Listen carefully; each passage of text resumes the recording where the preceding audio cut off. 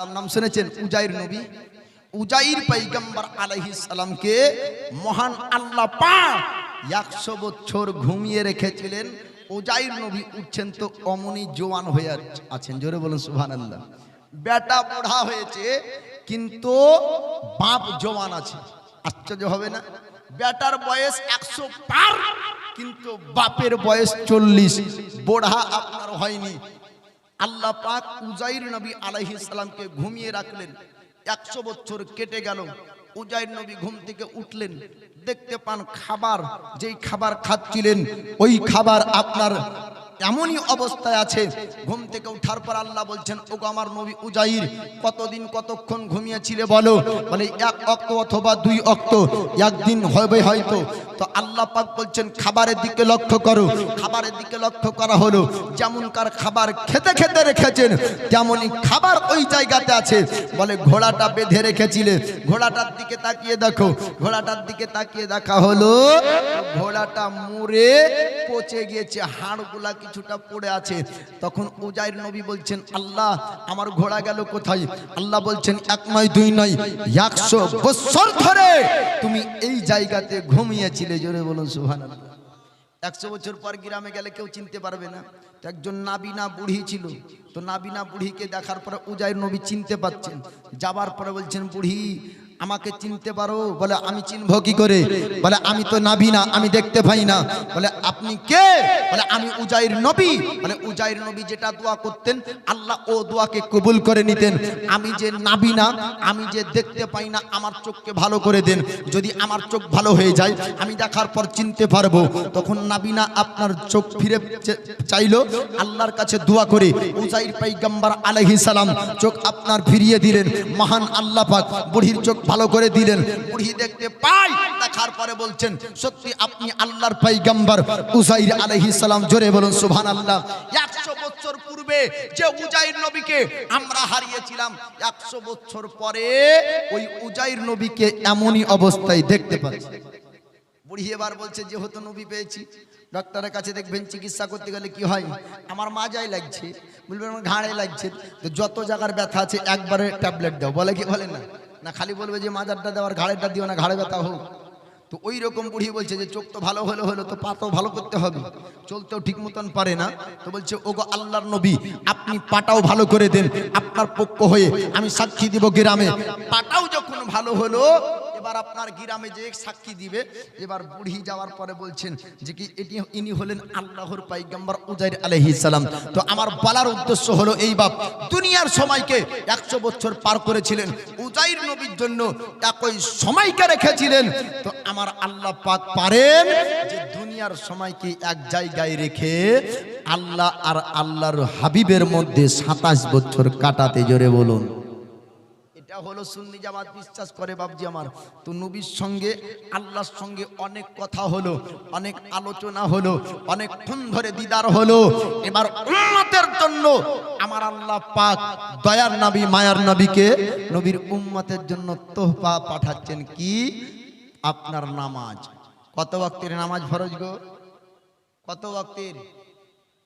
5 ওয়াক্তের নামাজ ফরজ। নামাজের দাওয়াত দেওয়ার জন্য মাথায় নেবে হাড়ি আর চলবে বাড়ি বাড়ি, আর মেরাজের কথা শুনলেই অস্বীকার করবে। এ মানা যাবে? এর জানতে হবে যে ডালমে কোচ কালা হে। আপনার দেখবেন হাতিতে যেই দাঁতে খাই ও দাঁত দেখাই না, আর যে দাঁত দেখাই সে দাঁত দিয়ে খাই না। ঠিক না ভুল? যে দাঁত দেখা যায় ও দাঁতে খাই না, আর যে দাঁতে খাই ও দাঁত দেখা যায় না। তো ওয়াহাবির চক্রান্ত যদি পড়েন, তো ওয়াহাবিরা দেখাবে নামাজ আর নষ্ট করবে ঈমান। আপনার যদি ঈমান যদি ঠিক থাকে, জীবনের 1 ওয়াক্তের নামাজ হাসর পর্যন্ত যাবে। আর ঈমান ঠিক না থাকলে ওর 5 ওয়াক্ত কেন 16 ওয়াক্ত যাবে না। তাহলে ঈমান আগে আমাদের জরুরি, তাই না? আল্লাহ পাক আল্লাহ তাআলা 50 ওয়াক্তের নামাজ দিলেন উম্মতের জন্য। আখিরি জামানার উম্মত 50 ওয়াক্তের নামাজ পড়বে। আমার দয়ার পয়গম্বর আল্লাহর সঙ্গে দেখা করে, আল্লাহর সঙ্গে কথা বলে নামাজ নিয়ে আসছেন উম্মতের জন্য। 6 নম্বর আকাশে আল্লাহর পয়গম্বর মুসা কালিমুল্লাহ দাঁড়িয়ে রয়েছেন। মুসা কালিমুল্লাহ বললেন, ওগো আখিরি জামানার পয়গম্বর, ওগো আল্লাহর হাবিব, আপনার উম্মতের জন্য আল্লাহ কি বা দিয়েছে, আপনাকে কি দিয়েছে একটু শুনিয়ে দেন। তখন আখিরি জামানার পয়গম্বর নূরে মুজাসসাম উম্মতের দরদি পয়গম্বর বললেন, ওগো মুসা কালিমুল্লাহ, ওগো আল্লাহর করিম, আমার উম্মতের জন্য আমার আল্লাহ 50 ওয়াক্তের নামাজ দিয়েছে। মুসা কালিমুল্লাহ বললেন, ওগো আখিরি জামানার পয়গম্বর আল্লাহর বন্ধু, আপনার উম্মত 50 ওয়াক্তের নামাজ পড়তে পারবে না, আপনি আল্লাহর কাছে যান, কিছু নামাজ হালকা করতে হবে। আল্লাহর কাছে আবার ডাক দিলেন আমাদের পয়গম্বর, বলে আল্লাহ আমার উম্মতের জন্য 50 ওয়াক্তের নামাজ ভারী হবে, কিছু আপনি হালকা করে দেন। আমার আল্লাহ পাক 5 ওয়াক্তের নামাজ হালকা করলেন। আমার নবী 45 ওয়াক্তের নামাজ নিয়ে দুনিয়াতে আসবেন। আমার মুসা কালিমুল্লাহ দাঁড়িয়ে যান। মুসা কালিমুল্লাহ আপনার বললেন, ওগো আখিরি জামানার পয়গম্বর, আপনার উম্মত হবে আখিরি জামানার উম্মত, 45 ওয়াক্তের নামাজ পড়তে পারবে না, আল্লাহকে বলুন আবার নামাজ যেন হালকা করে দেয়। আবার 5 ওয়াক্তের নামাজ হালকা করলেন। 40 ওয়াক্ত নিয়ে পৃথিবীর জমিনে আসবেন উম্মতের জন্য, এই নামাজ উম্মতকে দিবে। 40 ওয়াক্ত আনা গেল না। মুসা কালিমুল্লাহ আবার বললেন, যান যান আরো কিছু হালকা করে আনেন।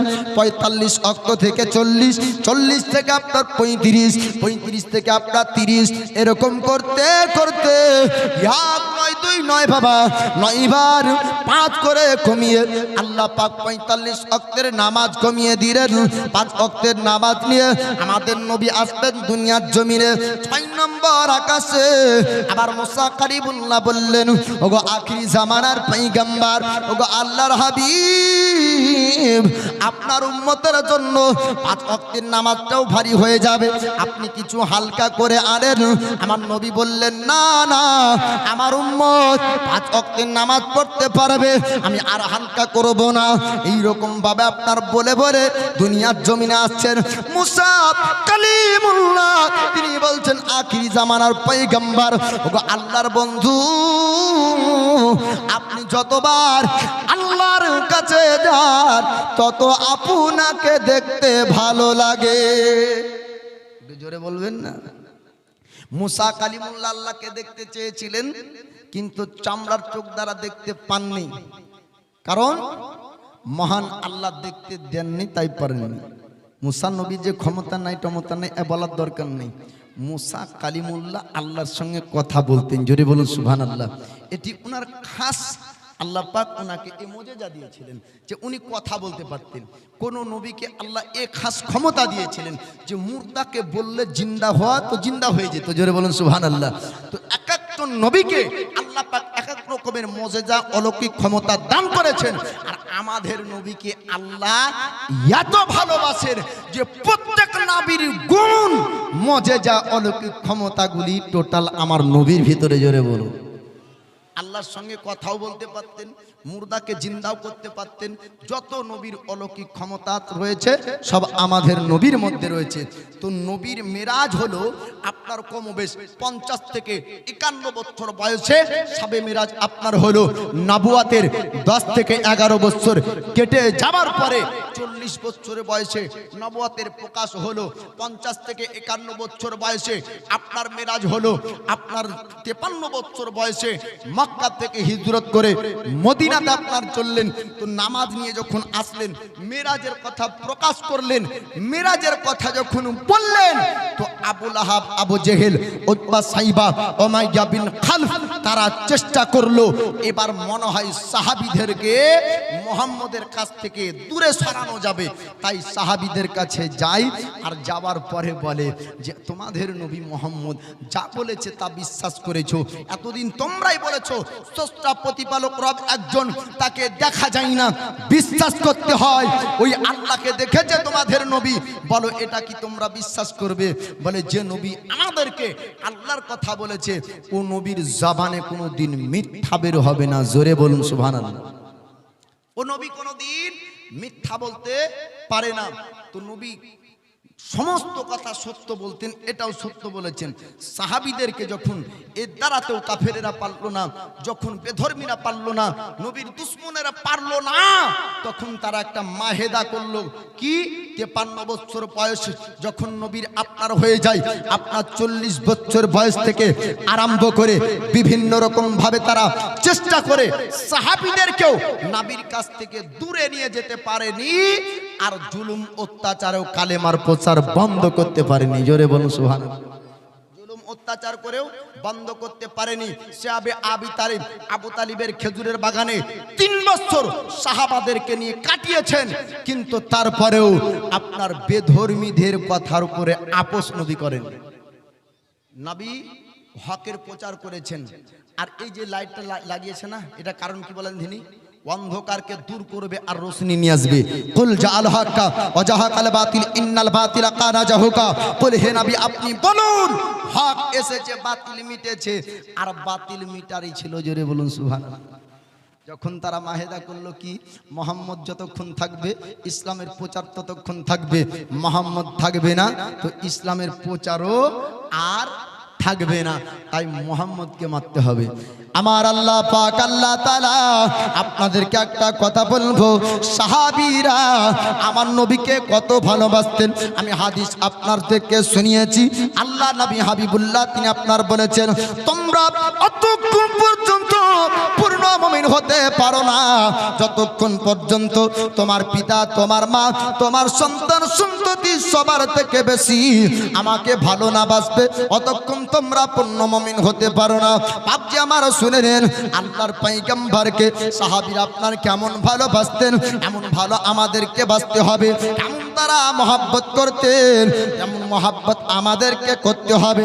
যখন তারা মাহেদা করলো, তারা যখন মিটিং করলো, মুহাম্মদ নিত্য নতুন কথা মক্কার জমিনে বলে, আল্লাহকে দেখে যেমন কথা বলে, কালেমার প্রচার বন্ধ করে না, কালেমার প্রচার বন্ধ হয় না, কোরআন তেলাওয়াতকে বন্ধ করে না, ইসলামের প্রচার বন্ধ হয় না। মুসলমানদের জামাত আস্তে আস্তে সংখ্যায় মানুষ যখন বাড়তেই চলেছিল, আল্লাহর নবী হাবিবুল্লাহর বয়স কমবেশ আপনার 53 বছর যখন হলো, তখন আপনার মক্কাবাসীরা কাফেররা তারা চিন্তা করলো মুহাম্মদকে জানে মারতে হবে, তাই তারা একটা মিটিং বসালো যে মুহাম্মদের বাড়িতে হামলা করব। আমার আল্লাহ জিবরিল আমিনকে বললেন, যাও যাও আমার বন্ধুকে জানিয়ে দাও, আমার বন্ধুকে বলে দাও, আমার বন্ধুকে শুনিয়ে দাও, অল্প দিনের মধ্যে মক্কা জমিন থেকে হিজরত করে মদিনাতে আপনার যেতে হবে। আল্লাহর ফেরেশতা জিবরিল আমিন আসলেন, আসার পরে বললেন, হুজুর ইয়া রাসূলুল্লাহ ইয়া হাবিবাল্লাহ, ওগো আল্লাহর পয়গম্বর আপনাকে হিজরত করে মদিনায় যেতে হবে। আল্লাহ পাকের অর্ডার, আল্লাহর পক্ষ থেকে হুকুম এসেছে, তবে আপনি প্রস্তুতি নিয়ে নেন।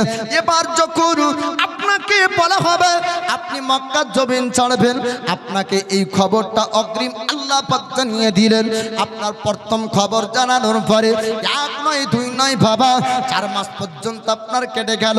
4 মাস পর্যন্ত সাহাবীর মহব্বত আপনার দেখুন।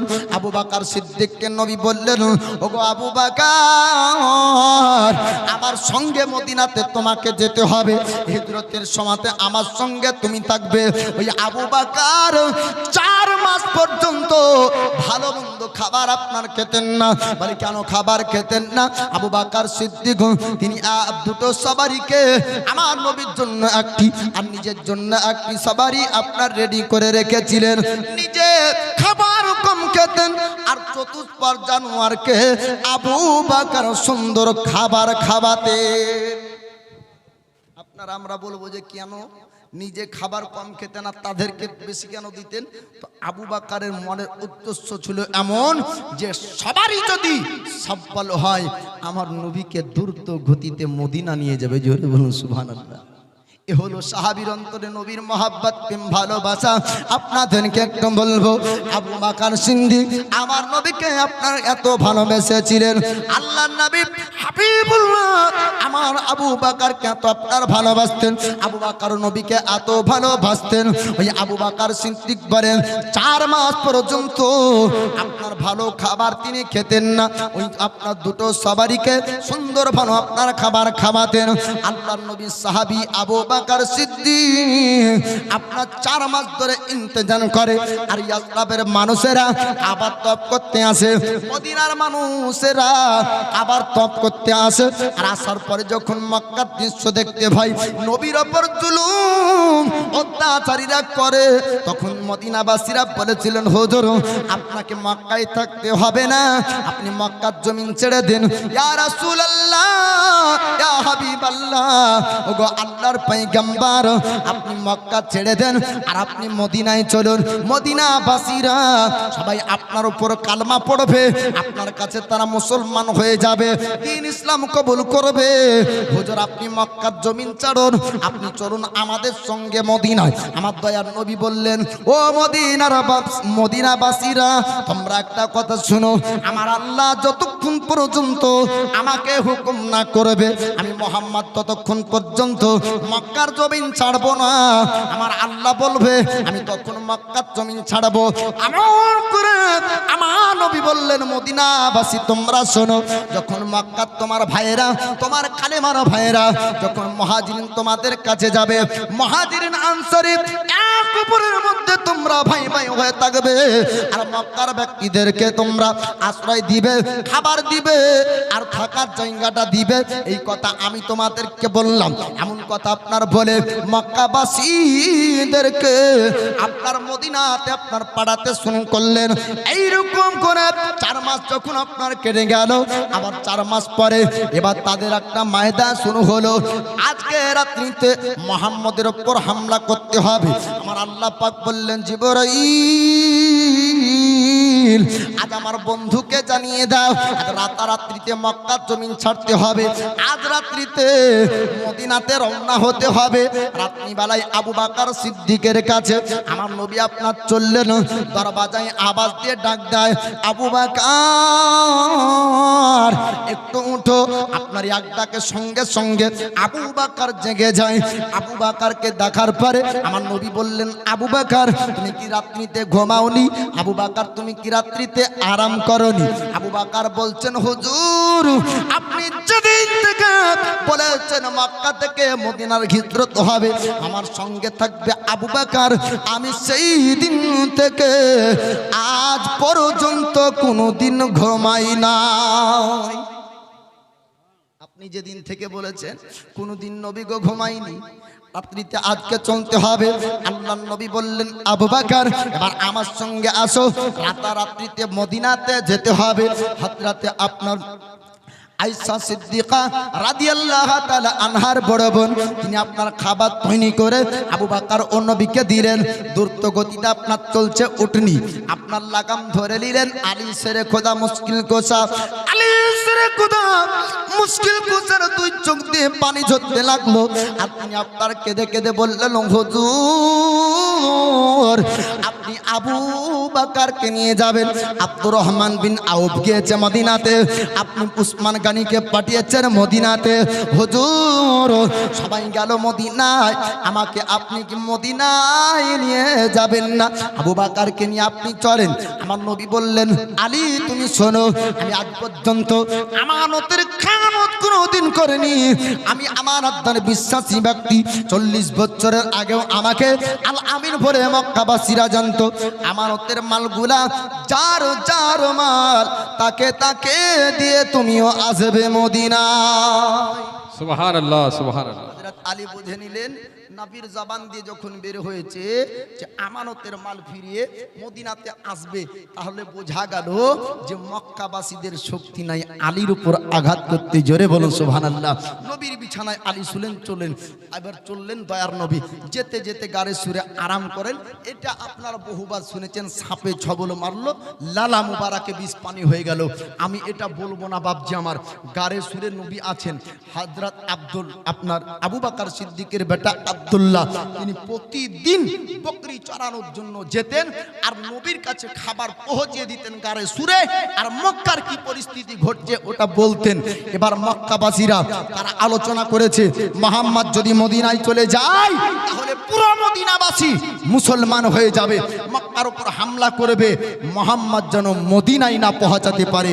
তাই যাও, যে মুহাম্মদকে মদিনার রাস্তা থেকে নিয়ে আসতে পারবে 100 উট ইনাম পুরস্কার তাকে দেওয়া হবে। এবার যে যায় আর ধীরে আসে না, আপনার ওখানে যায় তো উট পুঁতে যায়, যেতে পারে না, ঘোড়া পুঁতে যায়, যেতে পারে না। বুরাইদা আসলামী নামক একজন পাহলওয়ান দাঁড়িয়ে গেল আর 40 জন সিপাহীকে নিয়ে বলল, আমি পারবো ওই মুহাম্মদকে মদিনার রাস্তা থেকে মক্কায় আনতে। বলে যাও, যদি পারো তো 100 উট পাবা। 3 দিন কেটে গেল, গারে সুরে খবর চলে গেল, আব্দুল্লাহ নিয়ে যে খবর দেয়, আর থাকা যাবে না গারে সুরে, বের হতে হবে, চলতে হবে আপনাকে মদিনাতে। আল্লাহ নবী হাবিবুল্লাহ ইমামুল আম্বিয়া নূরে মুজাজ্জম উম্মতের দরদি পয়গম্বর, তিনি আপনার ঘরে সুর থেকে বের হলেন, আবু বকর সিদ্দিক বের হলেন, তিনারা আপনার চলতে থাকলেন। আর ওই জায়গাতে আল্লাহ নবী হাবিবুল্লাহ তিনি বললেন, আবু বকর আজকে আমাদেরকে মদিনায় পৌঁছাতে হবে। আর বুরাইদা আসলামী 40 জন সিপাহীকে নিয়ে ঘোড়ার পিঠে আপনার চড়ে আসছেন, মদিনার রাস্তাতে আসছে। মুহাম্মদকে যদি ধরতে পারা যায়, 1 নয় 2 নয় বাবা, 100 উট ইনাম পুরস্কার পাওয়া যাবে। এর জন্য আপনার চলছে 40 জন ব্যক্তি, ঘোড়ার পাহাটির টমটম শব্দ। আবু বকর সিদ্দিক একবার আগে যায়, একবার পিছনে আসে, একবার বামে যায়, একবার ডানে যায়। আমার নবী জিজ্ঞেস করলেন, আবু বকর একবার আগে যাও, একবার পিছন যাও, কারণ কি বলো? আবু বকর সিদ্দিক বলছেন, হুজুর আমি একবার আগে যাই আর একবার বামে যাই, এর কারণ হলো কোন কাফের যদি আপনাকে তীর মারে, ওই তীরটা যেন আপনাকে না লাগে, ওই তীর যেন আবু বকরের সিনায় লাগে। জোরে বলুন সুবহানাল্লাহ। বলে হুজুর আবু বকর যতক্ষণ থাকবে ততক্ষণ আপনার উপর আঘাত আসতে দিব না, এর জন্য আপনার আগে যাই, পিছন আসি।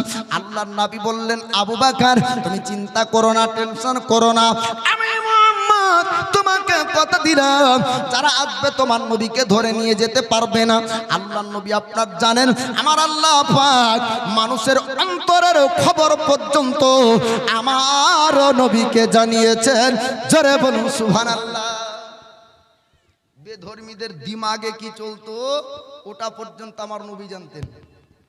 বেধর্মীদের পরিকল্পনা কি হবে আগে থেকে নবী বুঝতে পারতেন। দয়ার নবী মায়ার নবী বললেন, আবু বকর চিন্তার কারণ নাই। বুরাইদা আসলামী এবার টমটম আওয়াজে ঘোড়ার পিঠে চড়ে আপনার চলে আসতে লাগলো। আল্লাহর নবী হাবিবুল্লাহ তিনি আপনার ওখান থেকে আগাতে শুরু করলেন। এবার পিপাসা লেগেছে। আবু বকর বললেন, হুজুর পিপাসা নিবারণ করতে হবে, কোথায় পানির ব্যবস্থা আছে, কোথায় খাবার পাওয়া যাবে? উম্মে মাবিদের ঘরে, উম্মে মাবিদের আপনার ছাউনিতে ওই জায়গায় খাবার বিক্রি হতো। মদিনার রাস্তায় খাবার পাওয়া যেত।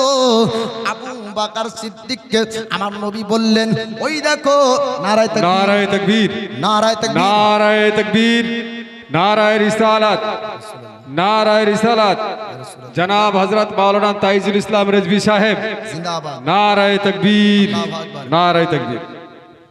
আল্লাহু আকবার। এই দেখেন হাফেজ কারি তাইজুল ইসলাম চলে এসেছে। উম্মে মাবিদের ঘরে দায়ার নবী মায়ার নবী বললেন, খাবারের সন্ধান করো, পেতে পারো। যাবার পরে বলছে, খাবার আজ নাই, শেষ। এমন তো হয় কি হয় না যে দোকানে মিষ্টি আনতে গেলে পাওয়া যায় না, ঈদের সময় হয় না, তো খাবার শেষ, খাবার নাই। নবী বললেন যে তোমার বকরির দল দেখতে পাওয়া যাচ্ছে, দুধ পাওয়া যাবে না? তো বলে, আমার বকরির বাচ্চাই দুধ পান করে পেট ভরে না, তাতে পাওয়া যাবে না। নবী লক্ষ্য করে দেখে বলছেন, একটা বকরি দেখা যায় যার পিছনে কোনো বাচ্চা নাই।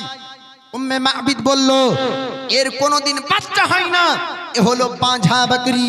বলে, এই বাঁঝা বকরির কাছে যদি আমি দুধ চাই আর যদি দুধ নিই, তোমার কি আপত্তি আছে? তো উম্মে মাবিদ বলল, যে কোনোদিন বাচ্চা দেয় না ও দুধ কেমন করে দিবে? তো নবী বলছেন, দুধ সংগ্রহ করার দায়িত্ব আমার, অনুমতি দিবার দায়িত্ব তোমার। তুমি একবার খালি বলো, আমি মোহাম্মদ তার স্তনে দুধ আনবো, জোরে বলো। মাবিদ অনুমতি দিল। দয়ার নবী, মায়ার নবী আপনার আল্লাহর হস্তে দুধ চাইলেন, তো বাজা বকরির স্তনে দুধ আসলো। দুধ সংগ্রহ করলেন, নবী পান করলেন, আবু বকর পান করলেন। ওই সময়তে উম্মে মাবিদ পান করলো, তারপরে দুধে কমতি হলো না, জোরে বলুন সুবহানাল্লাহ। বুরাইদা আসলামী আসার পরে আপনার 40 জন সিপাহীকে নিয়ে, তো 40 জন সিপাহীকে নিয়ে ধরতে আসেনি বাবজি আমার। বুরাইদা আসলামী বলছেন, আপনার জুব্বা মুবারক, আপনার খলকা মুবারক খুলুন, আপনার জুব্বা মুবারক খুলুন, পিঠ মুবারক একটু দেখবো। জুব্বা খোলা হলো, পিঠ মুবারক দেখে চুম্বন দেয়। বুরাইদা আসলামী বলে, হুজুর আখেরি জামানার পয়গম্বর যিনি নবী হয়ে আসবেন, তিনি আপনার পিঠে মোহরে নবুয়তের চিহ্ন থাকবে, জোরে বলুন। পিঠে মোহরে নবুয়তের চিহ্ন দেখে বুরাইদা আসলামী চুম্বন খেয়ে বলেছিলেন, আপনার কাছে কালিমা পড়ে মুসলমান হতে চাই। বুরাইদা আসলামী মুসলমান হলেন, তৎসহ 40 জন সিপাহী তারা বলল আমরা মুসলমান হব। আর বুরাইদা আসলামী নিজের আমামা পাগড়ি খুলে লাঠির চাবুকের আঘাতে নিয়ে তাকবীর দিয়ে দিয়ে আমার নবীকে মদিনায় পৌঁছালেন, জোরে বলুন সুবহানাল্লাহ। বাবজি আমার, বক্তা চলে এসেছে, আলোচনার টাইম শেষ, আর আলোচনা করা যাবে না। তবে রুজির মালিক কে? আল্লাহ। আজ বর্তমান সময়ে হাফিজ কারি তাইজুল ইসলাম তিনি আপনাদের এই মাদ্রাসার শিক্ষক, কিন্তু পশ্চিম বাংলায় বললে ভুল হবে, ঝাড়খণ্ড, উড়িষ্যা, আপনার বিহার, রাজমহল সমস্ত জায়গাতে বর্তমান সময়ের আপনার ভাইরাল জীবনী বক্তা নামে পরিচিত, জোরে বলুন সুবহানাল্লাহ। আল্লাহ তার ইলমে ও আমালে বরকত দান করুক, সকল বলুন আমিন। রুজির মালিক আল্লাহ, আল্লাহর প্রতি যে ভরসা